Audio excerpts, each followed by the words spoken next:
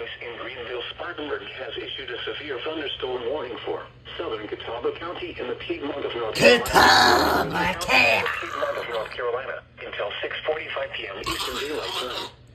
At 5:44 p.m. Eastern Daylight Time, a severe thunderstorm was located 5 miles northwest of Lincolnton, or 5 miles west of Maiden, moving east at 15 miles per hour. Hazard, 60 miles per hour wind gusts and vehicle-sized hail. Source, radar indicated. Impact, expects damage to trees and power lines. Locations impacted include Newton, Lincolnton, Maiden, Catawba, Boulder City, Denver, Startown, Bandies, Vale, and Post. For your protection, move to an interior room on the lowest floor of a building. Brief damaging winds will blow down trees and power lines over small areas. A brief period of large hail is also possible. Seek shelter inside an interior room.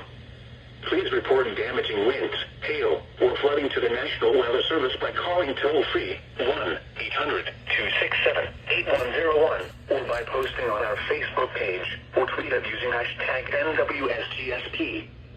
Your message should describe the event and the specific location where it occurred.